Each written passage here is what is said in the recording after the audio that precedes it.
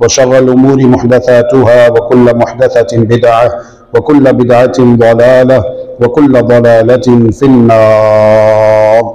اللهم صل على محمد وعلى آل محمد كما صليت على إبراهيم وعلى آل إبراهيم إنك حميد مجيد. اللهم بارك على محمد وعلى آل محمد كما باركت على إبراهيم وعلى آل إبراهيم إنك حميد مجيد. يا أيها الذين آمنوا اتقوا الله حق تقاته ولا تموتن إلا وأنتم مسلمون. يا أيها الناس اتقوا ربكم الذي خلقكم من نفس واحدة وخلق منها زوجها وبث منهما رجالا كثيرا ونساء واتقوا الله الذي تساءلون به والأرحام إن الله كان عليكم رقيبا. يا أيها الذين آمنوا اتقوا الله وقولوا قولا سديدا يصلح لكم أعمالكم ويغفر لكم ذنوبكم ومن يطع الله ورسوله فقد فاز فوزا عظيما. أما بعد فأعوذ بالله العظيم وبوجهه الكريم وسلطانه القديم من الشيطان الرجيم من همزه ونفخه ونفثه.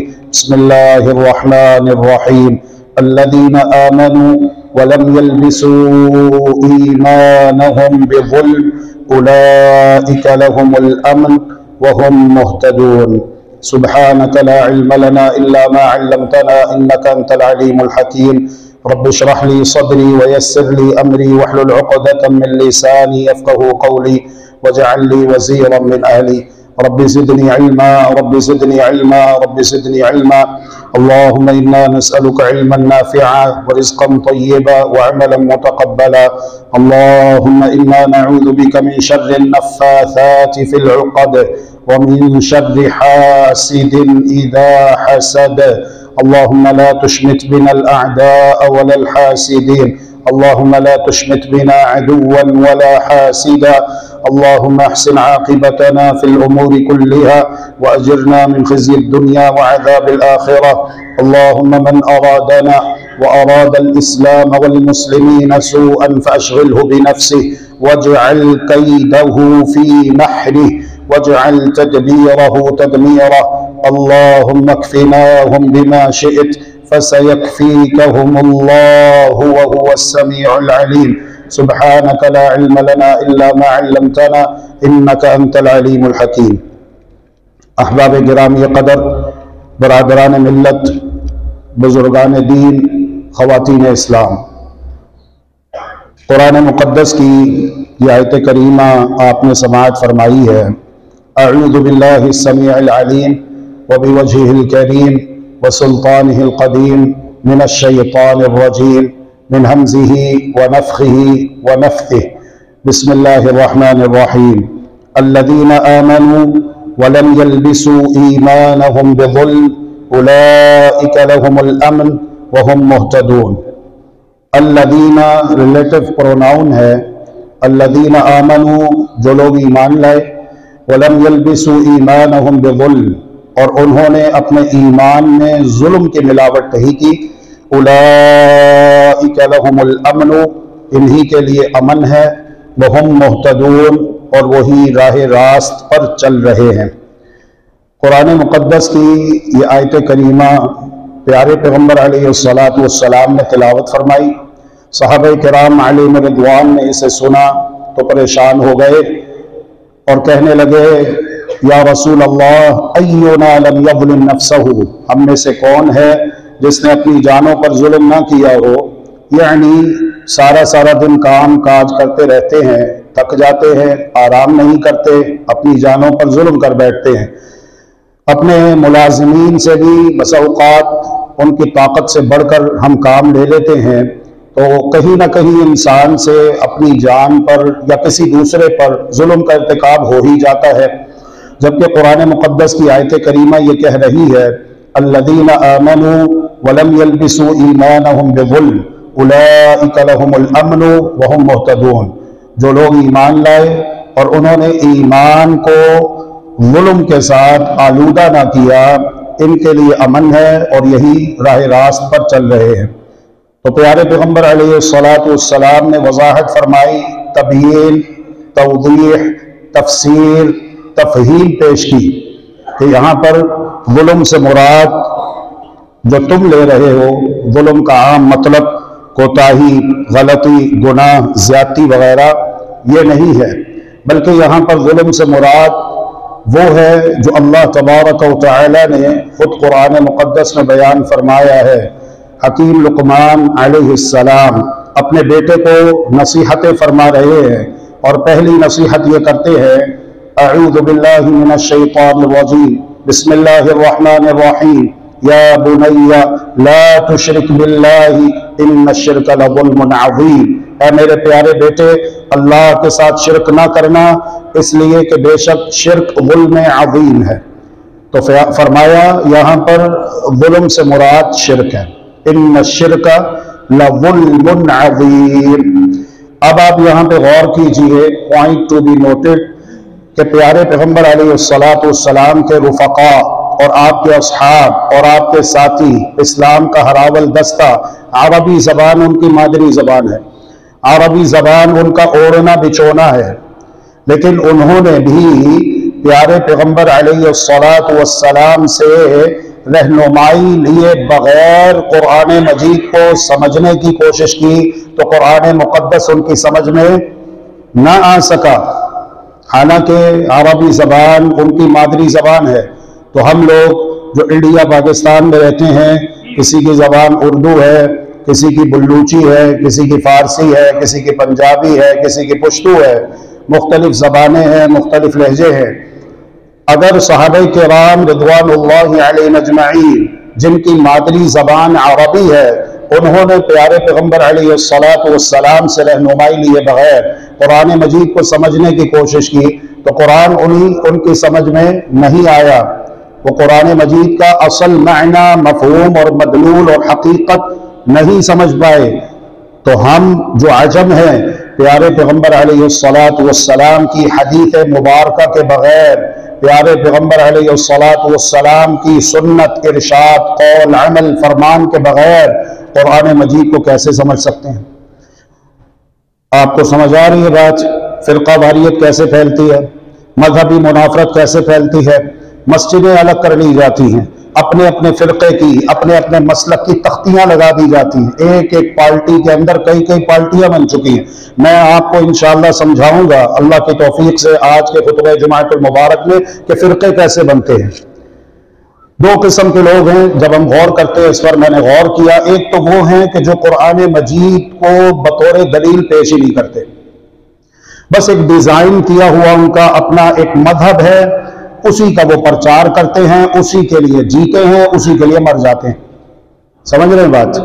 وہ قرآن مجید کی کوئی آیت دلیل کے طور پر نہیں لیتے، بس وہ یہ کہتے ہیں ہمارے بڑوں نے فرمایا، ہمارے بزرگوں نے فرمایا، نسل در نسل ایسے ہی چلتا آ رہا ہے، تو ہم بھی ایسے ہی چلتے رہیں گے، حتیٰ کہ وہ موت کے منہ چلے جاتے ہیں، دنیا کو خیر بات کہہ جاتے ہیں۔ الحفیظ والامان۔ دوسرے وہ ہے کہ جو قرآن مقدس کی آیت پڑھتے ہیں، اور ایک نہیں پڑھتے بلکہ 70 آیتیں پڑھتے ہیں، لا الہ الا اللہ، لا الہ الا اللہ، اس چیز کو ثابت کرنے کے لیے جسے قرآن شرک کہتا ہے۔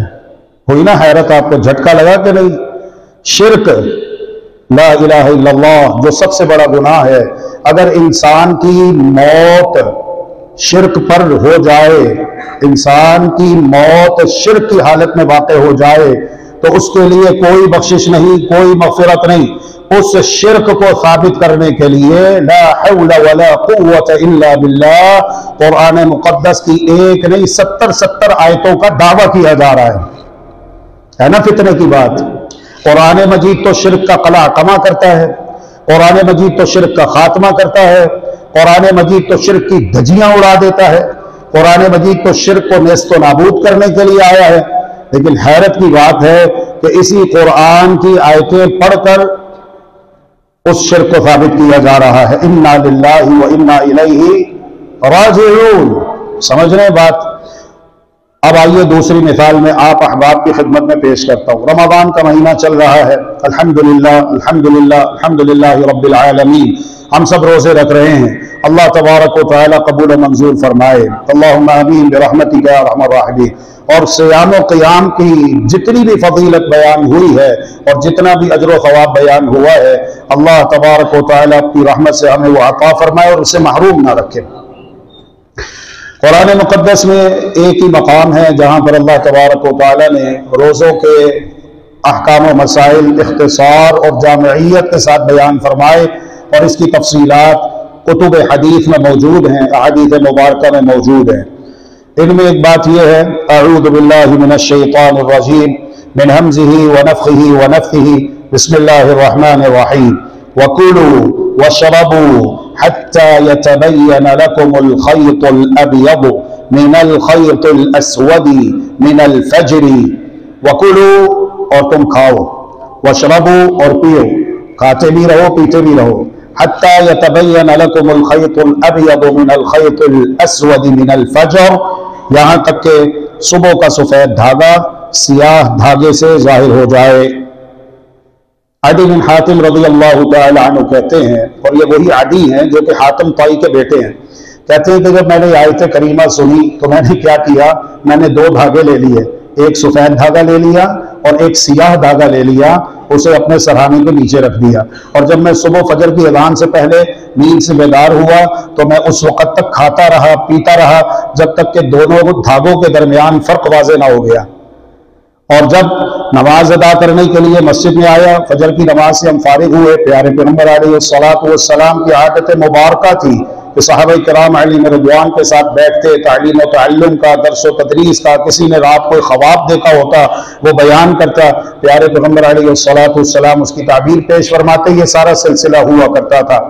تو عدی بن حاتم کہتے ہیں کہ رات میں نے اپنا ماجرا رسول اللہ صلی اللہ علیہ وسلم کی خدمت اقدس میں کہہ سنایا، تو آپ میری سادہ لوحی پر ہنس دیے، میری سادہ لوحی پر ہنس دیے اور فرمایا کہ اے عدی، یہاں پر مراد یہ نہیں ہے جو تم سمجھے ہو کہ 2 دھاگے لے لیے جائیں، ایک سفید دھاگا اور ایک سیاہ دھاگا، اور اس وقت تک کھاتے رہیں پیتے رہیں جب تک کہ دونوں کے درمیان فرق نمایاں طور پر واضح نہ ہو جائے، یہ مراد نہیں ہے، بلکہ مراد یہ ہے کہ افق مشرق پر ایک نور کا تڑکا ظاہر ہوتا ہے جو کہ علامت ہے اس بات کی کہ اب رات جانے کو ہے، دن آنے کو ہے۔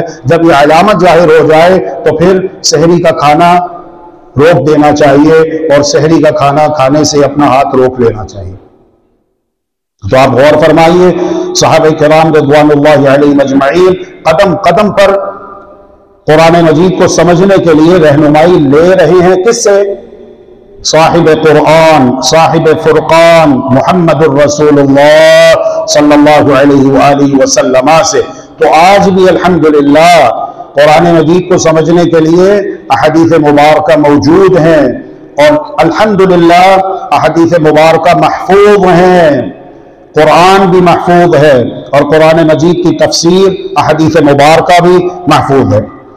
اللہ تبارک و تعالی نے قرآن مقدس میں ارشاد فرمایا ہے، اعوذ باللہ من الشیطان الرجیم، بسم اللہ الرحمن الرحیم، شہر رمضان الذي انزل فیہ القرآن ہدی للناس وبینات من الہدی والفرقان۔ رمضان وہ مہینہ ہے جس میں قرآن نازل کیا گیا۔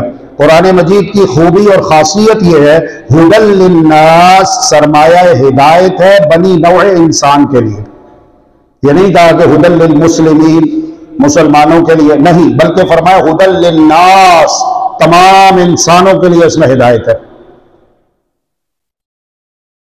جو بھی انسان اور جن، کیونکہ جنات کو بھی اللہ رب العالمین نے اپنی عبادت کے لیے پیدا کیا، تو جن ہو یا انسان ہو، قرآن مجید کو پڑھ کر، سن کر، سمجھ کر اس سے رہنمائی لینا چاہے تو اللہ تبارک و تعالی اسے ضرور ہدایت دے دیتا ہے، کیونکہ بنیادی طور پر یہ کتاب ہدایت ہے۔ واضح ہوا؟ اب آگے بڑھتے ہیں کہ یہ کتاب قرآن ہدایت کی کتاب ہے، گمراہی کی کتاب نہیں ہے۔ جب یہ کتاب ہدایت کی کتاب ہے، گمراہی کی کتاب نہیں ہے، تو کیا وجہ ہے کہ مسلمانوں میں اتنے فرقے بن گئے، مسجدیں علیحدہ ہو گئی، یہ مسجد والے بھی قرآن پڑھتے ہیں، وہ مسجد والے بھی قرآن پڑھتے ہیں، یہ مسجد والے بھی قرآن پڑھتے ہیں۔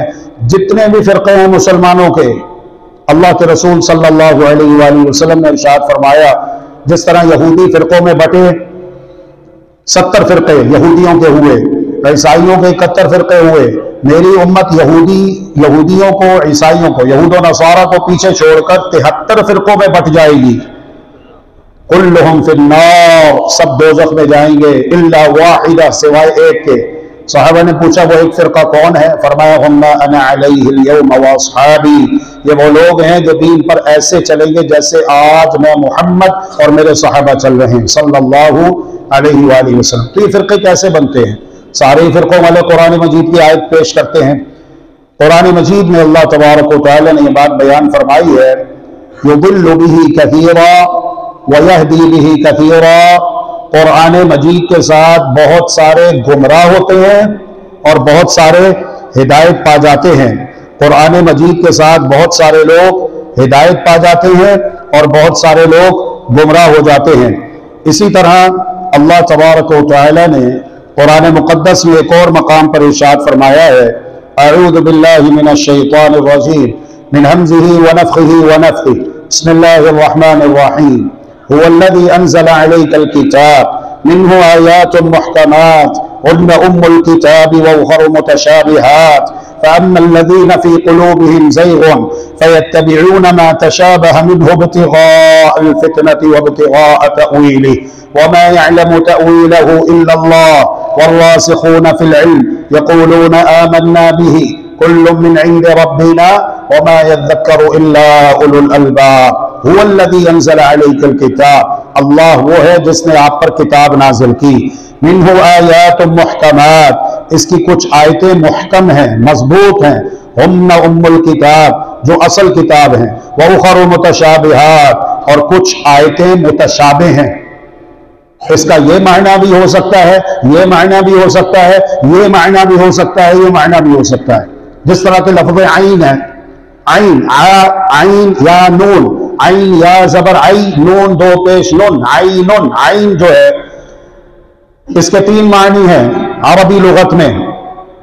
عین آنکھ کو بھی کہتے ہیں، عین زمین سے ابلنے والے پانی کے چشمے کو بھی کہتے ہیں، عین مخبری کرنے والے دبوس اور جاسوس کو بھی کہتے ہیں، انفارمر. تو لفظ ایک ہی ہے لیکن اس کا معنی یہ بھی ہے، یہ بھی ہے، یہ بھی ہے. اب سیاق و سباق فیصلہ کرے گا اور صاحب قرآن محمد الرسول اللہ صلی اللہ علیہ وآلہ وسلم اپنے 2 پیارے گلاب جیسے خوبصورت ہونٹوں کے درمیان شہد سے میٹھی مبارک زبان سے بیان فرمائیں گے کہ اللہ تبارک و تعالی کے اس فرمان کا معنی کیا ہے. تو فرمایا فَأَمَّا الَّذِينَ فِي قُلُوبِهِمْ زَيْغٌ، جن کے دلوں میں کجی ہے، فَيَتَّبِعُونَ مَا تَشَابَهَ مِنْهُ ابْتِغَاءَ الْفِتْنَةِ وَابْتِغَاءَ تَأْوِيلِهِ، وہ قرآن مجید کی متشابہ آیتوں کے پیچھے لگ جاتے ہیں. ابتغاء الفتنة وابتغاء تأويله، فتنے کی طلب میں اور ان کی مراد کی جستجو کے لیے فتنہ پیدا کرتے ہیں. اور تأویل کا معنی کیا ہوتا ہے؟ تأویل صرف اللفظ عن معناه الحقیقی، کسی بھی لفظ کو اس کے اصل معنی سے پھیر دینا. لا الہ الا اللہ، یہ تأویل ہے. آپ اسے تحریف بھی کہہ سکتے ہیں، اور یہی کام یہودیوں نے کیا. اللہ تبارک و تعالی ارشاد فرماتا ہے یحرفون الکلم عن مواضعہ. زیاد بن لبید انصاری رضی اللہ تعالی عنہ کہتے ہیں ایک مرتبہ اللہ کے رسول صلی اللہ علیہ وسلم نے فرمایا يصبح الرجل مؤمنا ويمسي كافرا ويمسي مؤمنا ويصبح كافرا. صبح کو مؤمن، شام کو کافر ہو چکا ہوگا، شام کو مؤمن، صبح ہونے تک کافر ہو چکا ہوگا. يبيع دينه بعرض من الدنيا، اپنے دین، ایمان، اسلام کو، قرآن کو، اللہ اور اس کے رسول صلی اللہ علیہ وسلم کے ساتھ محبت کو دنیا کے فائدے کی خاطر، دنیا کے درہم، دینار، سونے، چاندی، ڈالر، پاؤنڈ، روپے، پیسے کی خاطر بیچ ڈالے گا. دین کا سودا کرے گا دنیا کی خاطر. اور آخر میں ارشاد فرمائے ذاک عند ذهاب اوان العلم، یہ اس وقت ہوگا جب علم رخصت ہو جائے گا. زیاد بن لبید انصاری رضی اللہ تعالی عنہ کہتے ہم نے کہا یا رسول اللہ، اللہ کی قسم ہم قرآن پڑھتے ہیں، ہماری عورتیں قرآن پڑھتی ہیں، اور اللہ کی قسم ہم قرآن پڑھتے رہیں گے، اپنی عورتوں کو پڑھاتے رہیں گے، اپنے بچوں کو قرآن پڑھاتے رہیں گے. تو مجھے یہ بات سمجھ نہیں آئی کہ علم اٹھا لیا جائے گا، علم رخصت ہو جائے گا؟ رسول اللہ صلی اللہ علیہ وسلم نے ارشاد فرمایا کنت اظنک من افقہ اہل المدینہ، میں یہ سمجھتا تھا زیاد تم اہل مدینہ میں بہت زیادہ فقیہ ہو، سمجھدار ہو۔ پھر آپ نے خوبصورت انداز میں اس کی وضاحت فرمائی الیست التوراۃ والانجیل عند اليہود والنصارى فما تغنی عنہم، یہودیوں کے پاس توریت ہے پھر کیوں گمراہ ہو گئے،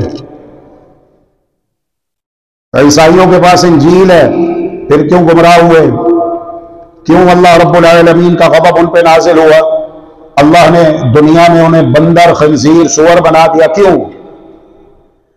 عیسائیوں کے پاس انجیل ہے، بائبل ہے، پھر یہ گمراہ ہو گئے، کیوں؟ گویا کہ پیارے نبی محمد الرسول اللہ صلی اللہ علیہ وآلہ وسلم یہ سمجھانا چاہ رہے ہیں کہ جب میری امت قرآن کو ماننے والے، قرآن پڑھنے والے، قرآن مجید کے ساتھ وہی سلوک کریں گے جو یہود و نصارہ نے توریت اور انجیل کے ساتھ کیا، تو جس طرح وہ توریت اور انجیل کے ہوتے ہوئے گمراہ ہو گئے، میری امت بھی قرآن کے ہوتے ہوئے گمراہ ہو جائے گی۔ پڑھیں گے قرآن، وہ کیا کرتے تھے؟ وہ تحریف کرتے تھے۔ میں آپ کو قرآن مجید سے اس کی ایک مثال دیتا ہوں۔ اللہ تبارک و تعالیٰ نے جب بیت المقدس کی بستی اریحا میں داخل ہونے کا بنو اسرائیل کو حکم دیا تو یہ حکم دیا تھا کہ عاجزی اور انکساری کے ساتھ جھکتے ہوئے حطۃ کہتے ہوئے داخل ہونا ہے۔ حطۃ، انہوں نے کیا کیا؟ یہ اپنی سرین کے بل داخل ہوئے الٹے، اپنی پشت پہلے داخل کی اور اپنا سر بعد میں داخل کیا۔ لا حول ولا قوت الا باللہ۔ اللہ تبارک و تعالی نے کہا تھا حطۃ کہنا، حطۃ کا معنی توبہ، استغفار، جس طرح ہم کہتے ہیں استغفر اللہ استغفر اللہ استغفر اللہ، اللہ ہمارے گناہ بخش دے، اللہ ہمیں معاف فرما دے، اللہ ہم سے درگزر فرما۔ تو حطۃ حطۃ حطۃ کہتے ہوئے داخل ہونا۔ ان ظالموں نے کیا کیا؟ قرآن انہیں ظالم کہتا ہے۔ فبدل الذین ظلموا، جنہوں نے ظلم کیا، تو ان ظالموں نے کیا کیا؟ انہوں نے حطۃ، انہوں نے ہا اور تا کے درمیان ایک حرف کا اضافہ کیا، یہ بن گیا حنطۃ۔ حنطۃ ای حبۃ فی شعرہ، دانا بالی کے اندر، گانے گاتے ہوئے داخل ہوئے، دنیا مانگتے ہوئے داخل ہوئے، گندم مانگتے ہوئے داخل ہوئے، دنیا کا ساز و سامان مانگتے ہوئے داخل ہوئے۔ یہ ہے تحریف لفظی اور معنوی۔ تحریف کا معنی ہوتا ہے رد و بدل کر دینا، اور یہ دو طرح کی ہے۔ اب جو اعداء الدین ہے، اعداء الاسلام ہے، وہ اچھے طریقے سے بخوبی اس بات کو سمجھتے ہیں اور انہیں اس بات کا اندازہ ہے کہ قرآن مجید میں تحریف لفظی ممکن نہیں ہے۔ قرآن مجید کے لفظ کو تبدیل کرنا تو دور کی بات ہے، اس میں ایک زیر زبر کا اضافہ نہیں کیا جا سکتا، نہ کمی کی جا سکتی ہے، نہ کوئی رد و بدل کی جا سکتی ہے، ایک نقطے کو نہ اس سے محو کیا جا سکتا ہے، نہ اس میں داخل کیا جا سکتا ہے۔ یہ وہ اچھے طریقے سے سمجھتے ہیں۔ تو پھر وہ کیا کرتے ہیں؟ وہ پڑھتے قرآن مجید کی آیات ہیں لیکن اس کے معنی میں تحریف کرتے ہیں۔ وہ کیسی ہوتی ہے تحریف؟ انشاءاللہ باذن اللہ عز و جل آپ توجہ رکھیے اور محبت اور جذبے اور شوق کے ساتھ بیدار رہیے اور اپنے دل دماغ کو تھوڑی دیر کے لیے مجھے دے دیجئے، انشاءاللہ آپ کو بات اچھے طریقے سے سمجھ آئے گی۔ اللہ تبارک و تعالی نے قرآن مقدس میں سورہ کہف کی آخری آیت میں ارشاد فرمایا ہے اعوذ باللہ من الشیطان الرجیم بسم اللہ الرحمن الرحیم قل انما انا بشر مثلکم یوحى الی انما الہکم الہ واحد۔ اس کی طرف ہم بعد میں آتے ہیں، لیکن میں یہاں پر فضیلت کے حوالے سے یہ بات کہتا چلوں کہ اگر کسی نے آپ میں سے اب تک سورہ کہف نہیں پڑھی تو جمعے کے بعد پڑھ لیجئے گا سورج غروب ہونے سے پہلے اور اسے اپنی عادت بنائیے کہ ہر جمعے آپ سورہ کہف پڑھا کیجئے۔ اس کی بہت زیادہ فضیلت ہے۔ محمد الرسول اللہ صلی اللہ علیہ وآلہ وسلم ارشاد فرماتے ہیں، دو حدیث مبارکہ ہیں، من قرأ سورة الكهف في يوم الجمعة اضاء له من النور ما بينه وبين البيت العتيق۔ جس شخص نے جمعے کے دن سورہ کہف کی تلاوت کی، رات کو بھی پڑھ سکتے ہیں جو کہ گزر چکی ہے جمعے کی رات، اور دن میں بھی پڑھ سکتے ہیں جو کہ ابھی آدھا گزر چکا ہے آدھا باقی ہے۔ جس نے جمعے کے دن یا رات میں سورہ کہف کی تلاوت کی، اضاء له من النور ما بينه وبين البيت العتيق، جب مرے گا جہاں پر اس کی قبر ہوگی اس کی قبر سے لے کر خانہ کعبہ تک جتنی مسافت ہوگی اس کے بقدر اللہ رب العالمین اسے نور اور روشنی عطا فرمائے گا، دنیا میں بھی اور قیامت کے دن بھی۔ اور ہم سب یہ چاہتے ہیں کہ اللہ تبارک و تعالی ہماری قبروں کو روشن کر دے، منور کر دے، جنت کا باغ بنا دے۔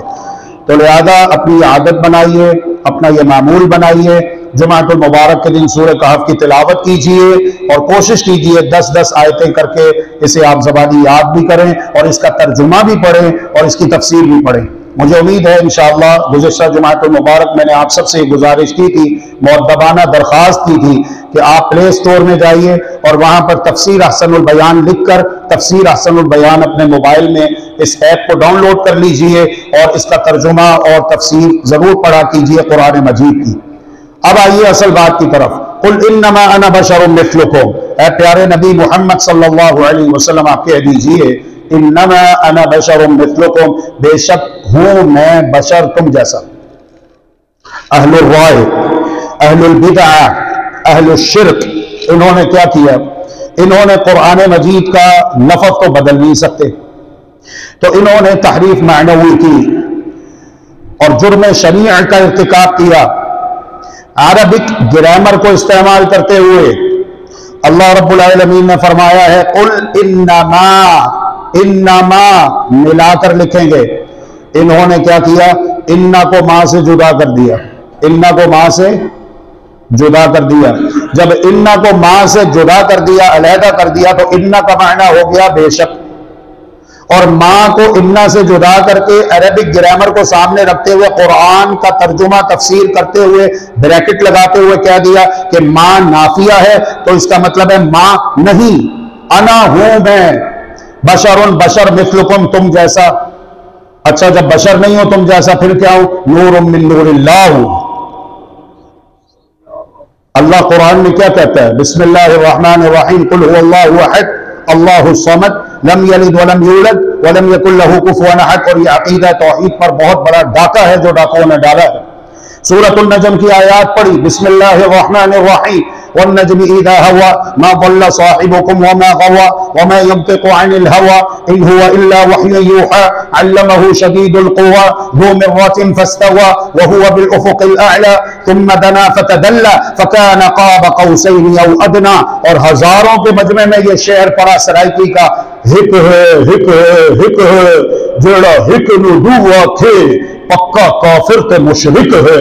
یعنی اللہ اور نبی ایک ہے ایک ہے ایک ہے، جو ایک کو دو کہے گا وہ پکا کافر اور مشرک ہے۔ آپ احباب کو سمجھ آ رہی ہے قرآن پڑھ کر انسان کیسے گمراہ ہوتا ہے؟ خوب اچھی طرح سمجھ لیجئے، توجہ کیجئے، اپنے ایمان اور توحید کی سلامتی کی فکر کیجئے تاکہ ہماری نمازیں، ہمارے روزے، ہمارے حج، ہمارے صدقات اور خیرات اور ہماری نیکیاں جو ہم کرتے ہیں اللہ تبارک و تعالیٰ کی بارگاہ میں شرف قبولیت پا جائیں۔ ہم نے مسکراتے ہوئے کہا اللہ کے فضل و کرم سے، غصے میں وہ آتا ہے، گالم گلوچ پر وہ اترتا ہے، آستینیں وہ اوپر چڑھاتا ہے، رگیں وہ اپنی پھلا لیتا ہے۔ جس بیچارے کے پاس دلیل نہیں ہوتی، اللہ کے فضل و رحمت کے ساتھ ہمارے پاس قرآن ہے، ہمارے پاس اللہ کے رسول کا سچا فرمان ہے۔ ہم نے جب اہل الرائے، اہل الشرک، اہل البدع کی جانب سے اس شبہ کا سامنا کیا تو مسکراتے ہوئے جواب دیا، ہم تمہیں اس کا جواب سمجھاتے ہیں لیکن پہلے ایک بات ہمیں لکھ کر دے دو، لکھ کر دے دو، کیونکہ انسان بڑا مکار ہے، فریبی ہے، بات کہتا ہے بعد میں مکر جاتا ہے، لیکن جب لکھ کر دے گا پھر پھنس جائے گا، پھر جب وہ مکرے گا لکھا ہوا اسے دکھایا جائے گا، دیکھ میاں آپ نے اپنے ہاتھ سے یہ لکھ کر دی تھی تحریر، پھر اس کے لیے راہ فرار تھوڑی مشکل ہو جائے گی۔ لکھ کر دے دیجئے کیا بات کہ انما میں جو گیم آپ نے وہاں پر کھیلی ہے، جو ڈنڈی آپ نے وہاں پر ماری ہے اور جو ترجمہ آپ نے وہاں پر کیا ہے کہ انا کو ماں سے جدا کر دیا، علیحدہ کر دیا، اور ترجمہ یہ کیا کہ انا بے شک ماں نافیہ ہے، نہیں، انا میں، بشر بشر مثلکم تم جیسا، بے شک میں تم جیسا بشر نہیں بلکہ میں تو نور من نور اللہ ہوں، میں تو نوری ہوں۔ قرآن کہتا ہے لم یلد ولم یولد، اللہ تبارک و تعالیٰ کی ذات سے، اس کی ذات کا کوئی جزو نہیں، کوئی حصہ نہیں، نہ اس نے کسی کو جنا نہ اس سے کسی نے جنا، تو یہی ترجمہ پھر یہاں پر کیجئے. سورہ کہف 16ویں پارے میں پہلے پاؤ میں مکمل ہو رہی ہے. آگے بڑھتے ہیں. دوسرا پاؤ، دوسرے سے تیسرا پاؤ، تیسرے سے چوتھا پاؤ. قرآن مجید میں ایک پارے میں 4 پاؤ ہوتے ہیں. جو ربع اخیر ہے، جو چوتھا پاؤ ہے، وہاں پر قرآن مقدس کی آیت کریمہ لکھی ہوئی موجود ہے. اعوذ باللہ من الشیطان الرجیم، بسم اللہ الرحمن الرحیم. انما الہکم اللہ الذی لا الہ الا ہو. کرو وہی ترجمہ یہاں پر. انا بے شک ماں نہیں، الہکم تمہارا معبود اللہ اللہ. کرو ترجمہ.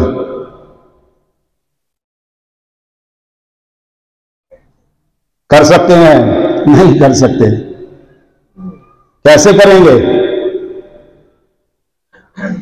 تو جب یہاں پر وہ ترجمہ نہیں کر سکتے جو وہاں پر کیا تھا سورہ کہف کی آخر میں، تو پھر یہاں پر کیا ترجمہ ہے؟ انما الہکم اللہ، انما بے شک، بس.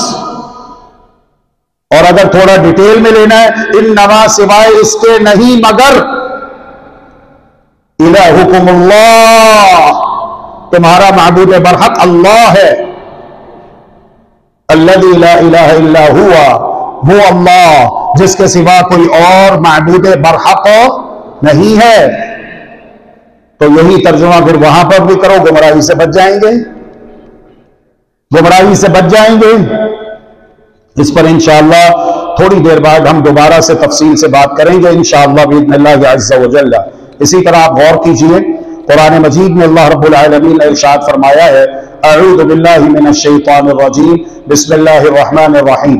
طٰہ ما انزلنا علیک القرآن لتشقى الا تذکرۃ لمن یخشى تنزیلا ممن خلق الارض والسماوات العلی الرحمن علی العرش استوى. رحمان کہاں ہے؟ ایک تو وہ بات ہے جو قوالیوں میں کہی جاتی ہے، کفریہ شرکیہ باتیں اور بول بولے جاتے ہیں، اور کسی کو آپ منع کریں تو کہتے ہیں اللہ کے کلام ہے، لا حول ولا قوت الا باللہ، یہ اللہ کا کلام ہے. یہ پنجابی میں، اردو میں، اور جو بلوچی پشتو فارسی میں لگا ہوا ہے، پتہ نہیں کیا کیا بولی جا رہی ہے، اللہ کا کلام ہے. اللہ کا کلام قرآن ہے. بسم اللہ الرحمن الرحیم، الحمد للہ رب العالمین الرحمن الرحیم مالک یوم الدین ایاک نعبد وإیاک نستعین اهدنا الصراط المستقیم صراط الذین انعمت علیہم غیر المغضوب علیہم ولا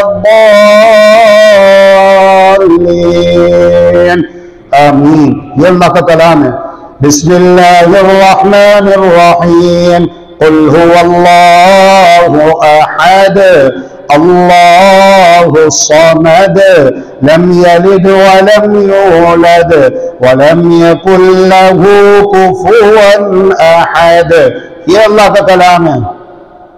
اچھا خیر، کیا کہا جاتا ہے؟ تا دے جو ٹھنڈائی تا دے، پر کسے بندے دا دل نہ ٹائیں، کیونکہ بندے دے دل چ خدا رہندا ہے. نعوذ باللہ من ذالک. جدھر دیکھتا ہوں تو ہی تو، جدھر دیکھتا ہوں تو ہی تو، میں خانے میں بھی تو، مندر میں بھی تو، مسجد میں بھی تو. نعوذ باللہ من ذالک. اللہ کا قرآن اس باطل عقیدے اور فرسودہ نظریے کی تردید اور نفی کرتا ہے، اور یہ بتاتا ہے کہ اے انسانوں، اے مسلمانوں، اے مؤمنوں، تمہارا پروردگار اللہ ذو الجلال والاکرام کہاں ہے؟ الرحمن علی العرش استوى. رحمان اپنی ذات کے ساتھ ساری مخلوقات سے باہر، ساتوں آسمانوں سے اوپر اپنے عرش پہ مستوی ہے اپنی ذات کے ساتھ، جیسے اللہ تبارک و تعالیٰ کی ذات کے لائق ہے. البتہ وہ ہمارے ساتھ ہے، ہم جہاں کہیں بھی چلے جائیں ہمارے ساتھ ہے، ہماری شہرت سے زیادہ قریب ہے، جیسا کہ قرآن مجید میں لکھا ہوا ہے اپنی صفات کے اعتبار سے۔ علم، قدرت، سمع، بصر، علم، قدرت، سمع، بصر، علم، قدرت، سمع سننا، بصر دیکھنا، ان صفات کے اعتبار سے اللہ تبارک و تعالی ہمارے ساتھ ہے، ہم کہیں بھی چلے جائیں اللہ رب العالمین کے سامنے پوری کائنات مشرق سے لے کر مغرب تک، شمال سے لے کر جنوب تک ایسے ہے جیسے کسی صحرا میں ایک گول رنگ ہو۔ کوئی چیز اللہ تبارک و تعالی کے علم سے مخفی نہیں ہے، اس کی نگاہوں سے کوئی بھی چیز اوجھل نہیں ہے۔ اب یہ تو ہے صحیح عقیدہ۔ اب جو مسلمانوں میں فرقے بنے، انہوں نے قرآن مجید کی آیات کو لیا، میں نے پہلے کہا کہ یہ قرآن مجید کے الفاظ تو بدل نہیں سکتے، تحریف لفظی قرآن میں ممکن نہیں ہے، تو انہوں نے تحریف معنوی کی۔ تحریف معنوی کیا ہے؟ تفسیر کر دی استوا کی ایک عربی کے شعر کے ساتھ، استولا کے ساتھ۔ استولا کا معنی غالب آیا۔ آپ کو پتہ چل رہا ہے کہ نہیں کہ مسلمانوں میں فرقے کیسے بنتے ہیں، مسلمان گمراہ کیسے ہوتے ہیں، فرقہ واریت کیسے پھیلتی ہے میرے عزیزوں، مذہبی منافرت کیسے پھیلائی جاتی ہے۔ ہم مسلمانوں کو اسلام کے نام پر قرآن کی آیتیں پڑھ پڑھ کے کس طرح آپس میں لڑایا جاتا ہے، انتشار پھیلایا جاتا ہے، ملکوں میں بد امنی پھیلائی جاتی ہے، وہ اس طرح پڑھتے سب قرآن ہے، لیکن جو اس کا معنی، اس کی ایکسپلینیشن ہے، اس کی جو تفسیر، توضیح، تبیین، وہ اپنی اپنی مرضی کی، اپنے اپنے فرقے کی، اپنے اپنے مسلک کی، اپنے اپنے بڑے بزرگوں کی۔ اس سب گمراہی سے بچنے کے لیے وہ حدیث سامنے رکھی جس میں محمد الرسول اللہ صلی اللہ علیہ وسلم نے فرمایا تھا مسلمانوں کے 73 فرقے ہوں گے، 72 دوزخ میں، ایک جنت میں۔ صحابہ نے پوچھا کون؟ فرمایا جو اسلام پر ایسے چلے گا جیسے آج میں محمد صلی اللہ علیہ وسلم اور میرے صحابہ چل رہے ہیں۔ شعر کیا ہے عربی کا؟ لو قرآن کی تفسیر شعروں کے ساتھ کی جائے گی اب۔ ہاں، قرآن کی تفسیر شعر و شاعری کے ساتھ کی جا رہی ہے۔ انا للہ و انا الیہ راجعون۔ استوى بشر علی العراق من غیر سیف ولا دم مہراقی۔ بشر عراق پر غالب آ گیا، بشر عراق کا حکمران بن گیا۔ من غیر سیف، تلوار چلائے بغیر، ولا دم مہراقی، اور خون بہائے بغیر۔ بشر کو عراق کی حکومت مل گئی، تلوار چلانے کی نوبت نہ آئی اور خون بہانے کی نوبت نہ آئی۔ خون بہائے بغیر، تلوار چلائے بغیر بشر عراق پر استولا۔ یہ ہے استوا کی تفسیر، لا حول ولا قوت الا باللہ، لیکن یہ باطل ہے۔ ہم نے کہا ٹھیک ہے، آ جاؤ۔ مانتے ہو قرآن کو؟ ہاں مانتے۔ لا الہ الا اللہ لکھ کر دو، یہاں پر بھی وہی تفسیر کرو گے جو وہاں پر کی ہے۔ وَهُوَ الَّذِي خَلَقَ السَّمَاوَاتِ وَالْأَرْضَ فِي سِتَّةِ أَيَّامٍ وَكَانَ عَرْشُهُ عَلَى الْمَاءِ۔ عرش کا معنی کیا ملک، سلطنت، حکومت۔ استوا کا معنی کیا غالب آیا، کہ رحمان اپنے ملک پر، اپنی حکومت پر، اپنی سلطنت پر استوا ای استولا یعنی غالب آیا۔ ہم نے کہا تو پھر یہاں پر کیا ترجمہ کرو گے؟ اگر تم نے عرش کا ترجمہ وہاں پر کیا ہے، ملک، حکومت، سلطنت، تو پھر یہاں پر کیا ترجمہ کرو گے جہاں پر اللہ رب العالمین نے ارشاد فرمایا ہے وَهُوَ الَّذِي خَلَقَ السَّمَاوَاتِ وَالْأَرْضَ۔ اللہ وہ ہے جس نے آسمانوں اور زمینوں کو پیدا کیا، فی سِتَّةِ أَيَّامٍ 6 دنوں میں، وَكَانَ عَرْشُهُ عَلَى الْمَاءِ، اور اس کا عرش پانی کے اوپر تھا۔ عرش سے مراد تخت ہے، بس اسے مان لو، اس کی پوری کیفیت اللہ سبحانہ و تعالیٰ کے سوا کوئی نہیں جانتا۔ لیکن اگر تعویل کرو گے، تحریف کرو گے، جس طرح یہودیوں نے کیا، اللہ کے کلام کے ساتھ چھیڑ چھاڑ کرنے کی کوشش کی، نتیجہ یہ نکلا کہ اللہ رب العالمین کے غضب کا نشانہ بن گئے۔ اگر یہ کرو گے تو پھر یہی ترجمہ یہاں پر بھی کر کے دکھاؤ جو وہاں پر کیا۔ عرش کا معنی وہاں پر ملک، سلطنت، حکومت کیا، یہاں پر بھی کرو، کیا معنی ہوگا؟ وہ کہنے عرش علی الماء، کہ اس کی حکومت پانی کے اوپر تھی، اس کی ملکیت پانی کے اوپر تھی. یہ تو مذہب کا خیز بات ہے. کوئی بھی پڑھا لکھا سمجھدار انسان اس قسم کی بات نہیں کر سکتا. پھر اسی طرح قرآن مجید میں حضرت سلیمان علیہ السلام کا واقعہ، ملکہ بلقیس جس کی خبر لانے والا ایک پرندہ ہدہد ہے، جب وہ آیا اس نے سارا واقعہ کہہ سنایا تو سیدنا سلیمان علیہ السلام نے تحفے تحائف بھیجے. طویل واقعہ ہے. وہاں پر ایک بات یہ بھی آتی ہے، قال یا ایھا الملأ ایکم یأتینی بعرشیھا قبل ان یأتونی مسلمین. اے میری جماعت کے سرداروں، کون ہے تم میں سے جو ملکہ بلقیس کا عرش، معنی اس کا تخت جس کے اوپر بیٹھ کر وہ عورت حکومت کرتی ہے، اس کے یہاں پہنچنے سے پہلے میرے پاس لے آئے. تو یہاں پر بھی عرش سے مراد تخت ہے.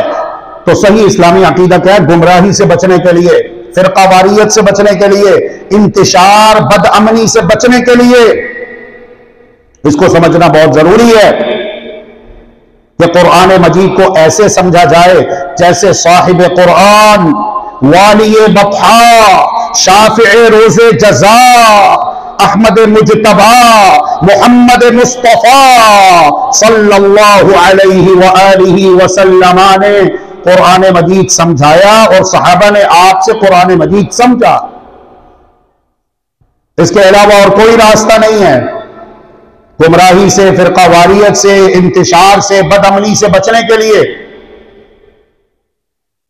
اور یہ عذاب ہے، عذاب. قرآن اسے عذاب کہتا ہے کہ اللہ رب العالمین جب قوموں سے ناراض ہوتا ہے، او یلبسکم شیعا ویذیق بعضکم بأس بعض، تو انہیں مختلف پارٹیوں میں، مختلف ٹولوں میں، مختلف جماعتوں میں، مختلف گروہوں میں تقسیم کر دیتا ہے اور پھر انہیں آپس میں ایک دوسرے کا مزہ چکھاتا ہے. ان کے درمیان لڑائیاں ہوتی ہیں، وہ ایک دوسرے تک کا قتل تک کرنے سے بھی دریغ نہیں کرتے. استغفر اللہ توب الیہ. وہ قتل جس کے بارے میں قرآن کہتا ہے وَمَن يَقْتُلْ مُؤْمِنًا مُتَعَمِّدًا، جو کوئی کسی مؤمن کو جان بوجھ کر قتل کرے گا فَجَزَاؤُهُ جَهَنَّمْ خَالِدًا فِيهَا وَغَضِبَ اللَّهُ عَلَيْهِ وَلَعَنَهُ وَأَعَدَّ لَهُ عَذَابًا عَظِيمًا. پانچ سزائیں بتائیں اس کے لیے. اس کا ٹھکانہ جہنم ہے، ہمیشہ جہنم میں رہے گا. اللہ رب العالمین اس پر سخت ناراض ہوتا ہے. اللہ کی لعنت ہے اس کے اوپر، اور اس کے لیے بڑا عذاب اللہ نے تیار کر رکھا ہے. لا الہ الا اللہ محمد الرسول اللہ صلی اللہ علیہ وآلہ وسلم. اب آپ یہ دیکھیے قرآن مقدس میں ہے اعوذ باللہ من الشیطان الرجیم بسم اللہ الرحمن الرحیم الم تر الی الذین قیل لهم کفوا ایدیکم واقیموا الصلاة وآتوا الزکاة. کیا آپ نے نہیں دیکھا ان لوگوں کی طرف، ان کے حال پر غور نہیں کیا جن سے یہ کہا گیا کہ تم اپنے ہاتھوں کو روک لو اور نماز قائم کرو اور زکوٰۃ ادا کرو؟ تو اس کا خود ساختہ ترجمہ کیا کیا گیا کہ نماز میں رفع الیدین نہیں کرنا چاہیے. اپنے فرقے کو بچانے کے لیے، اپنے مذہب کو بچانے کے لیے قرآن مجید کی آیت کی غلط تفسیر کہ رفع الیدین رکوع میں جاتے ہوئے صحیح طریقہ کیا ہے؟ نماز محمدی پڑھنی چاہیے. محمد الرسول اللہ صلی اللہ علیہ وآلہ وسلم جب نماز شروع کرتے رفع الیدین کرتے، ہینڈز اپ، دونوں ہاتھ کندھوں کے برابر اٹھانا یا کانوں کی لو کے برابر اٹھانا. ایسے چہرہ قبلے کی طرف ہے تو دونوں ہاتھ بھی ہتھیلیاں قبلے کی جانب ہونی چاہیے. پھر یہی عمل دہراتے رکوع میں جاتے ہوئے، رکوع سے سر مبارک اٹھاتے ہوئے، اور ہر رکعت میں رکوع میں جاتے ہوئے رکوع سے سر مبارک اٹھاتے ہوئے، اور جب تشہد بیٹھ کر تیسری رکعت کے لیے کھڑے ہوتے تب بھی عمل دہراتے. اب جو لوگ نہیں مانتے انہوں نے کیا کیا؟ قرآن مجید کی آیت لے لی اور کہا کہ کفوا ایدیکم، دیکھو اللہ نے صاف کہا تم اپنے ہاتھوں کو روک لو، معنی رکوع میں جاتے ہوئے رکوع سے سر اٹھاتے ہوئے رفع الیدین نہ کرو. ہم نے کہا پھر اس کا معنی یہ کہ نماز کفوا ایدیکم ہے نا، عام ہے نا، عام ہے نا. چلو مان لیں آپ کے مطابق کہ اس کا تعلق نماز کے ساتھ ہے، آپ کے مطابق ہم مان لیتے ہیں. تو یہاں پر تو اللہ رب العالمین نے عام بات کی ہے کہ تم اپنے ہاتھوں کو روک لو. تو پھر نماز شروع کرتے ہوئے بھی دونوں ہاتھ کندھوں کے برابر نہیں اٹھانے چاہیے. پھر ایسے ہی اللہ اکبر کہہ کے نماز میں داخل ہونا چاہیے. یہ تو بڑا مذاق ہو جائے گا، مزے کا خیز بات ہو جائے گی. آپ احباب سمجھ رہے ہیں بات کس طرح گمراہی پھیلتی ہے، کس طرح فرقہ واریت پھیلتی ہے؟ اس کو سمجھنا بہت ضروری ہے. لا الہ الا اللہ. پھر کہتے ہیں جی رفع الیدین تو اس لیے تھا وہ نا بت رکھتے تھے، بت بغلوں میں بت رکھا کرتے تھے تو اس لیے رفع الیدین تھا. لا الہ الا اللہ. ہم نے کہا وہ بھی کیسے بے وقوف لوگ تھے، انہیں بالکل سینس نہیں تھی، بالکل عقل سمجھ بوجھ نہیں تھی، بت رکھنے کے لیے انہیں بغلی ہی ملی تھی. ہاں، اور پھر رفع الیدین رکوع میں جاتے ہوئے، رکوع سے سر اٹھاتے ہوئے، پھر ایک رکعت مکمل ہونے کے بعد دوسری رکعت میں رکوع میں جاتے ہوئے، رکوع سے سر اٹھاتے ہوئے، پھر تحیات بیٹھنے کے بعد تیسری رکعت کے لیے کھڑے ہوتے ہوئے رفع الیدین، پھر رکوع میں جاتے ہوئے، رکوع سے سر اٹھاتے ہوئے، قبل الرکوع بعد الرکوع، بار بار ہر رکعت میں. جبکہ بت ہی اگر گرانے تھے تو جب نماز میں داخل ہوئے اللہ اکبر ایک مرتبہ ہاتھ اٹھائے تو بت گر گئے کہ نہیں؟ کافی ہے. میرے بھائیوں، میری بہنوں، میرے دوستوں، میرے عزیزوں، اللہ کے لیے غور کرو. بت کہاں تھے؟ مدینہ میں کہ مکہ میں؟ مکہ میں. عام بات ہے، مدینہ میں کوئی بت نہیں تھے. اور اگر مدینہ میں بھی آ کر بت ہی رکھنے تھے تو پھر مکہ سے ہجرت کیوں کی؟ وہیں رہتے. ہجرت اس لیے کی کہ بتوں کا انکار کیا، شرک کی نفی کی، مشرکین سے اعلان براءت کیا، اسی لیے مدینہ پہنچے ایک اسلامی فلاحی ریاست قائم کرنے کے لیے. مدینہ میں بت نہیں تھے. پھر ہمیں بتایا جائے کہ وہ کتنے لوگ ہیں، ان کے نام کیا ہیں جن کے بت گرے، اور یہ بھی بتایا جائے کہ رسول اللہ صلی اللہ علیہ وسلم نے انہیں کیا سزا دی. اور سب سے اہم بات یہ جو انسان کو سوچنے پر مجبور کر دیتی ہے، کیا محمد الرسول اللہ صلی اللہ علیہ وسلم کے پیچھے نماز پڑھنے والے بت رکھ کر رہا کرتے تھے؟ کیسی بات ہے جو ہم سوچے سمجھے بغیر کہہ دیتے ہیں، جو بہت دور تک جاتی ہے. اللہ رب العالمین ہم سب کو گمراہی سے محفوظ فرمائے. پھر اسی طرح آپ دیکھیے وَإِذَا قُرِئَ الْقُرْآنُ فَاسْتَمِعُوا لَهُ، جب قرآن پڑھا جائے تو خاموش رہو. وَأَنصِتُوا فَاسْتَمِعُوا لَهُ، سنو. وَأَنصِتُوا، خاموشی اختیار کرو، مکمل خاموشی اختیار کرو. لَعَلَّكُمْ تُرْحَمُونَ، تاکہ تمہارے اوپر رحم کیا جائے. تفسیر کیا کی کہ جب آپ امام کے ساتھ نماز با جماعت ادا کرو، امام سورہ فاتحہ پڑھے، آپ نے سورہ فاتحہ نہیں پڑھنی، کیونکہ قرآن میں یہ کہہ دیا گیا کہ وَإِذَا قُرِئَ الْقُرْآنُ، جب قرآن پڑھا جائے، فَاسْتَمِعُوا لَهُ، اسے توجہ سے سنو، انصتوا، خاموش رہو، لَعَلَّكُمْ تُرْحَمُونَ، تاکہ تمہارے اوپر رحم کیا جائے. جتنی بھی تفسیر کی کتابیں ہیں آپ دیکھ لیجئے، یہ آیت کریمہ قرآن مقدس کی مکہ مکرمہ میں نازل ہوئی. نماز با جماعت کا اہتمام کہاں پر ہوا؟ مکہ میں یا مدینہ میں؟ مدینہ میں. یہ آیت کہاں پر نازل ہوئی؟ مکہ مکرمہ میں. تو اس آیت کا تعلق نماز کے ساتھ نہیں ہے. قرآن مجید کی تفسیر قرآن مجید کے ساتھ گمراہی سے بچنے کے لیے، بات کو سمجھے، توجہ، محبت اور جذبے اور شوق کے ساتھ. مشرکین مکہ ایک دوسرے سے یہ کہا کرتے تھے کہ وَإِذَا قُرِئَ الْقُرْآنُ فَاسْتَمِعُوا لَهُ وَقَالَ الَّذِينَ كَفَرُوا لَا تَسْمَعُوا لِهَذَا الْقُرْآنِ. اللہ نے کیا کہا؟ وَإِذَا قُرِئَ الْقُرْآنُ فَاسْتَمِعُوا لَهُ وَأَنصِتُوا لَعَلَّكُمْ تُرْحَمُونَ. وہ کیا کہا کرتے تھے؟ وَقَالَ الَّذِينَ كَفَرُوا لَا تَسْمَعُوا، اللہ نے اس کا جواب دیا فَاسْتَمِعُوا لَهُ. وہ کہا کرتے تھے وَالْغَوْا فِيهِ، تم نے قرآن نہیں سننا، اللہ نے کہا قرآن سنا کرو، قرآن سنو. وہ کہا کرتے تھے وَالْغَوْا فِيهِ، شور شرابہ کرو، سیٹیاں بجاؤ، تالیاں بجاؤ، آوازیں اونچی کرو، ماحول خراب کرو، بدامنی پھیلاؤ، انتشار پھیلاؤ. اللہ نے کہا وَأَنصِتُوا، خاموش رہو.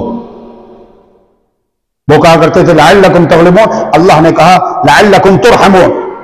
وہ کہتے تھے تاکہ ہم غالب آ جائیں، تاکہ تم غالب رہو. اللہ نے کہا قرآن کو سنا کرو تاکہ تمہارے اوپر رحم کیا جائے.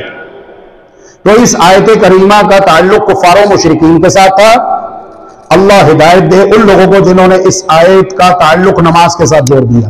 ایک بات.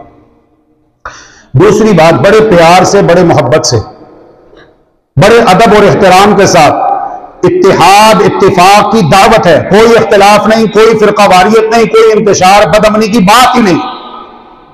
نہ ہم نے کل کی تھی، نہ آج کر رہے ہیں انشاءاللہ، نہ آئندہ کبھی کریں گے.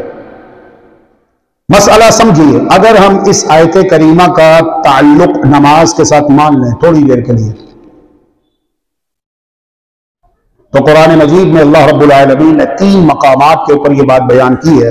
اعوذ باللہ من الشیطان الرجیم من ہمزہ ونفخہ ونفثہ. بسم اللہ الرحمن الرحیم. حرمت علیکم المیتہ، تمہارے لیے مردار حرام ہے. مچھلی مردار ہے کہ نہیں؟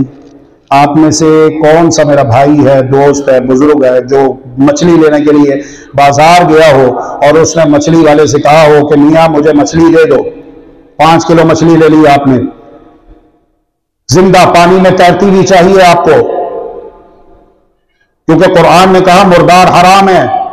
پانی میں تیرتی ہوئی مچھلی آپ نے لی ہو اور ایک ایک کر کے مچھلی آپ نے پکڑ کے بسم اللہ اللہ اکبر پڑھ کے اسے حلال کیا ہو، اسے ذبح کیا ہو. کبھی ایسا ہوا؟ آپ کی اتنی عمر ہو گئی ہے، بتائیے. تو قرآن مجید یہ کہتے ہیں مردار حرام ہے. تو مچھلی ازرو قرآن حرام ہے کیونکہ مچھلی بھی مردار ہے. کیوں کھاتے ہیں؟ بلکہ عرب کنٹریز میں ایسا ہوتا ہے کہ جب وہ لوگ یورپ جاتے ہیں ایسے علاقوں میں جہاں پر تمیز نہیں ہوتی حلال حرام کی، تو وہ پھر مچھلی کھانا پسند کرتے ہیں. کیوں کھاتے ہیں مچھلی؟ مچھلی اس لیے کھاتے ہیں کہ جو قرآن مجید کی تفسیر ہے محمد الرسول اللہ صلی اللہ علیہ وسلم کی حدیث مبارکہ، اس میں ہمیں یہ بات ملتی ہے احلت لنا دمانی ومیتتانی، ہمارے لیے حلال کر دیے گئے 2 مردار اور 2 خون. ان میں سے ایک ہے مچھلی، اگرچہ کہ مردار ہے. محمد الرسول اللہ صلی اللہ علیہ وسلم مچھلی کو مردار کہہ رہے ہیں، لیکن یہ کہہ رہے ہیں کہ مردار ہے، اس کے باوجود کیا ہے؟ حلال. کس نے کیا؟ اللہ رب العالمین نے. تو میرے عزیزوں، اگر اس آیت کریمہ کا تعلق ہم نماز کے ساتھ مان بھی لیں تھوڑی دیر کے لیے کہ اللہ رب العالمین نے فرمایا وَإِذَا قُرِئَ الْقُرْآنُ فَاسْتَمِعُوا لَهُ وَأَنصِتُوا لَعَلَّكُمْ تُرْحَمُونَ. جب قرآن مجید پڑھا جائے خاموش رہو، توجہ سے سنو تاکہ تمہارے اوپر رحم کیا جائے. اب جس طرح ہم نے کہا کہ قرآن نے ایک مقام پر کہا تمہارے لیے مردار حرام ہے، لیکن حدیث میں محمد الرسول اللہ صلی اللہ علیہ وآلہ وسلم نے کہا کہ مچھلی اگرچہ کہ مردار ہے لیکن حلال ہے، ہم سب کھاتے ہیں. اسی طرح قرآن نے کہا کہ تم خاموش رہو. اب آئیے حدیث مبارکہ میں محمد الرسول اللہ صلی اللہ علیہ وآلہ وسلم ایک مرتبہ فجر کی نماز پڑھا کر فارغ ہوئے، چہرہ مبارک صحابہ کی جانب کیا تو پوچھا لعلکم تقرؤون ورائی، اے میرے صحابہ یہ بتاؤ کیا تم میرے پیچھے نماز میں قرات کر رہے تھے؟ جی ہاں یا رسول اللہ. فرمایا لا تفعلوا الا بفاتحة الكتاب، اے میرے صحابہ آئندہ ایسا نہ کرنا مگر سورہ فاتحہ پڑھ لیا کرو. نماز باجماعت کا ذکر ہے، قرآن مجید کی تفسیر محمد الرسول اللہ صلی اللہ علیہ وآلہ وسلم کے فرمان کے ساتھ مسئلہ یہ واضح ہوا کہ نماز میں امام بھی سورہ فاتحہ پڑھے گا اور نمازی مقتدی حضرات بھی سورہ فاتحہ پڑھیں گے.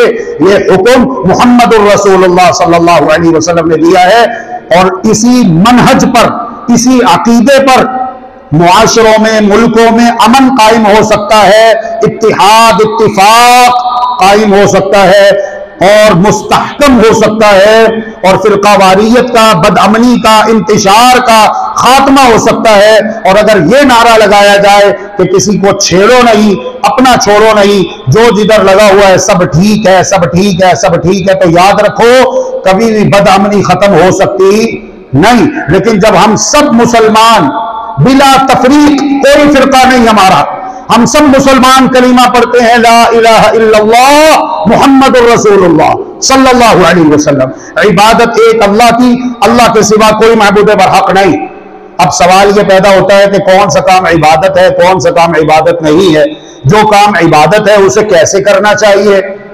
ان تمام سوالوں کا ایک ہی جواب ہے محمد الرسول اللہ. محمد صلی اللہ علیہ وسلم اللہ کے رسول ہیں. جو آپ نے کیا، جیسے آپ نے کیا وہی ہم کریں، ویسے ہی کریں بس. الحمدللہ اللہ تبارک و تعالیٰ سے دعا ہے کہ اللہ تبارک و تعالیٰ ہم سب کو قرآن و سنت کا، قرآن و حدیث کا صحیح فہم نصیب فرمائے، اور ہر قسم کی فرقہ واریت سے، مذہبی منافرت سے، گمراہی سے، محفوظ و معمول رکھے اور قرآن مجید کو ہماری آنکھوں کی ٹھنڈک بنا دے، ہمارے سینوں کا نور بنا دے، ہمارے دلوں کی بہار بنا دے، قرآن مجید کو پڑھنے کی اور ایسے سمجھنے کی جیسے محمد مصطفیٰ صلی اللہ علیہ وسلم نے اپنی زبان مبارک سے سمجھایا ہے۔ ہم سب کو توفیق عطا فرمائے اور اس پر عمل کرنے والا بنائے اور دوسروں تک اس کا پیغام پہنچانے والا بنا دے۔ سبحان ربک رب العزت عما یصفون وسلام علی المرسلین والحمد للہ رب العالمین۔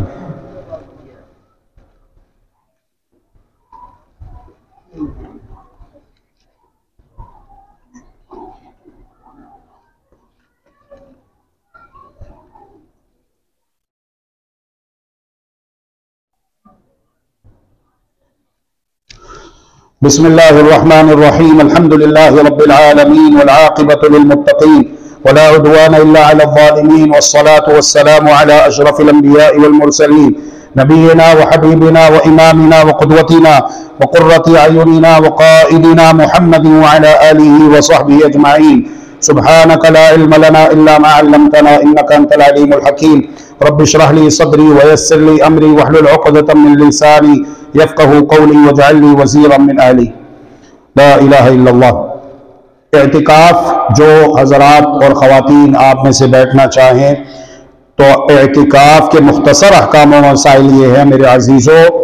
20 رمضان جو کہ ان سال 2025 1446 ہجری جو چل رہا ہے رواں سال، آئندہ جمعۃ المبارک کی شام 20واں روزہ ہوگا تو وہ تشریف لے آئیں گے، شام تک مسجد پہنچ جائیں اور مسجد میں روزہ افطار کریں سنت کے مطابق۔ ساری رات خیمے سے باہر رہنا ہے، اللہ تبارک و تعالیٰ کی عبادت کرنی ہے، نوافل میں، قرآن مجید کی تلاوت میں، نماز تسبیح میں، توبہ استغفار میں اپنے آپ کو مصروف رکھنا ہے، اللہ تبارک و تعالیٰ سے دعا و مناجات میں رات بسر کرنی ہے، حتیٰ کہ صبح فجر کی نماز پڑھ کے فارغ ہو جائیں تو فجر کی نماز کے بعد سنت کے مطابق اپنے اپنے خیموں میں تشریف لے جائیں۔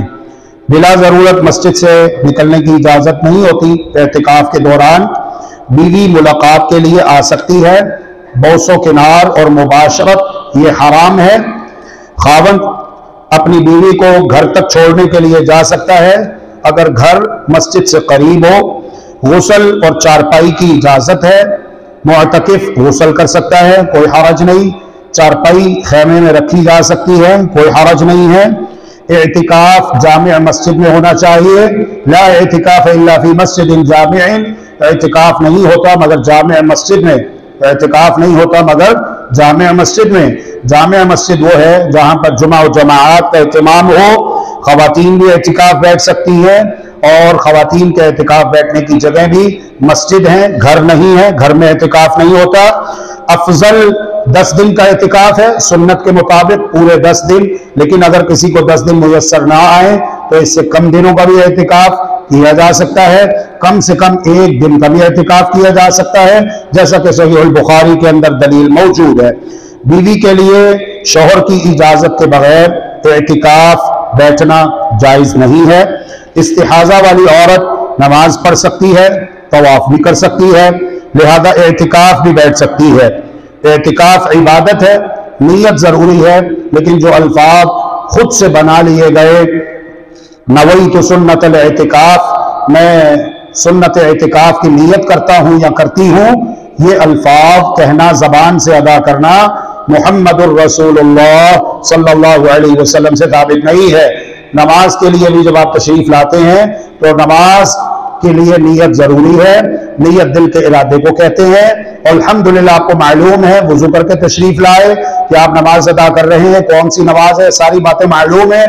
زبان سے کہنے کی اور تلفظ کی، الفاظ ادا کرنے کی کوئی ضرورت نہیں، بلکہ شیخ الاسلام ابن تیمیہ رحمت اللہ علیہ تو یہاں تک خوبصورت بات لکھ گئے کہ اگر اللہ تبارک و تعالی کسی کو عمر نوح دے دے علیہ السلام، 1000 سال کسی کی عمر ہو، وہ کوئی کام نہ کرے سوائے اس کے کہ وہ تلاش کرتا رہے کہ نماز سے پہلے نیت کے مروجہ الفاظ جو زبان سے ادا کیے جاتے ہیں، کیا محمد الرسول اللہ صلی اللہ علیہ وسلم سے اس کی کوئی دلیل ملتی ہے؟ اس کی زندگی فنا ہو جائے گی لیکن اسے دلیل کوئی نہیں ملے گی صحیح سند کے ساتھ، کیونکہ ایسی دلیل کوئی ہے ہی نہیں۔ تو جس عمل کی دلیل نہ ہو، مسلمان مومن کو چاہیے، متبع سنت کو چاہیے، سنت کی پیروی کرنے والے کو چاہیے کہ اس عمل کو ترک کر دے۔ اور جس طرح مزیدار بات ہے، سحری کا کھانا کھانے کے بعد اذان سے پہلے مسجدوں سے بھی الفاظ گونجتے سنائی دیتے ہیں، وَبِصَوْمِ غَدٍ نَوَيْتُ مِنْ شَهْرِ رَمَضَان۔ میں آپ سے فیصلہ کروا لیتا ہوں، آپ نے جو سحری کا کھانا کھایا وہ آج جمعے کے دن کے لیے کھایا کہ ہفتے کے لیے؟ جمعے کے دن کے لیے۔ نیت کے الفاظ کیا کیے جا رہے ہیں، ادا کیے جا رہے ہیں، ٹی وی وغیرہ پر بھی نشر کیے جاتے ہیں۔ لا علمی ہے، کم علمی کہہ لیجیے، اللہ ہدایت دے ہم سب کو، اور علم کے نور سے اللہ تبارک و تعالی ہمارے قلوب و اذہان کو منور و معطر فرمائے۔ کل کے روزے کی نیت کی میں نے رمضان کے مہینے میں، کل کے روزے کی، آج کے روزے کی نیت کدھر گئی؟ سمجھنے بات، سحری کا کھانا آج کے روزے کے لیے اور نیت کل کے روزے کی، آج کے روزے کی نیت کہاں ہے؟ اور سب سے اہم بات یہ ہے کہ ایسی کوئی بات محمد الرسول اللہ صلی اللہ علیہ وسلم سے ثابت ہی نہیں ہے۔ نیت ضروری ہے، بس دل کا ارادہ ہے الحمدللہ۔ اتنا وسواس نہیں ہونا چاہیے انسان کو کہ انسان کو اپنے آپ پر بھی یقین نہ ہو جب تک وہ کہے کہ میں زبان سے نہ ادا کر لوں۔ تو زبان سے ادا کرنا، روزے کی نیت کے الفاظ یا اعتکاف کی نیت کے الفاظ محمد الرسول اللہ صلی اللہ علیہ وسلم سے صحیح سند کے ساتھ ثابت نہیں ہے۔ اللہ تبارک و تعالی سے دعا ہے کہ اللہ تبارک و تعالی یہ دن جو گزر گئے، ہم نے گزارے رمضان کے، اس میں جو عبادات کی ہیں، اللہ رب العالمین ان عبادات کو اپنی بارگاہ میں شرف قبولیت بخشے، اور جو کمی کوتاہی رہ گئی اللہ رب العالمین اپنی رحمت سے معاف فرمائے، اور جو دن باقی ہے ان سے بھرپور فائدہ اٹھاتے ہوئے زیادہ سے زیادہ نیکیاں بجا لانے کی توفیق عطا فرمائے، آمین یا رب العالمین۔ ان اللہ وملائکتہ یصلون علی النبی یا ایھا الذین آمنوا صلوا علیہ وسلموا تسلیما۔ اللهم صل على محمد وعلى آل محمد كما صليت على إبراهيم وعلى آل إبراهيم إنك حميد مجيد۔ اللهم بارك على محمد وعلى آل محمد كما باركت على إبراهيم وعلى آل إبراهيم إنك حميد مجيد۔ اللهم اعز الاسلام والمسلمين۔ میں دعا کروا رہا ہوں، آپ سب آمین کہیے۔ اللهم اعز الاسلام والمسلمين واذل الشرك والمشركين ودمر اعداءك اعداء الدين واجعل اللهم هذا البلد آمنا مطمئنا سخاء رخاء وسائر بلاد المسلمين۔ اللهم اشف مرضانا ومرضى المسلمين، اللهم اشفنا بشفائك وداونا بدوائك وعافنا من بلائك يا ارحم الراحمين۔ اللهم عافنا في ابداننا، اللهم عافنا في اسماعنا، اللهم عافنا في ابصارنا، لا اله الا انت۔ اللهم اشفنا واشف مرضانا ومرضى المسلمين، اللهم رب الناس اذهب البأس واشف انت الشافي، لا شفاء الا شفاؤك شفاء لا يغادر سقما۔ رب ارحمهما كما ربياني صغيرا، رب ارحمهما كما ربياني صغيرا، رب ارحمهما كما ربياني صغيرا۔ يا مقلب القلوب ثبت قلوبنا على دينك۔ اللهم اعز الاسلام واهله في كل مكان، اللهم احفظ الاسلام واهله في كل مكان، اللهم انصر الاسلام واهله في كل مكان۔ ربنا هب لنا من ازواجنا وذرياتنا قرة اعين واجعلنا للمتقين اماما۔ ربنا آتنا في الدنيا حسنة وفي الآخرة حسنة وقنا عذاب النار۔ ربنا تقبل منا إنك أنت السميع العليم وتب علينا إنك أنت التواب الرحيم، واغفر لنا وارحمنا إنك أنت الغفور الرحيم، وتوفنا مسلمين والحقنا بالصالحين۔ سبحان ربك رب العزة عما يصفون وسلام على المرسلين والحمد لله رب العالمين۔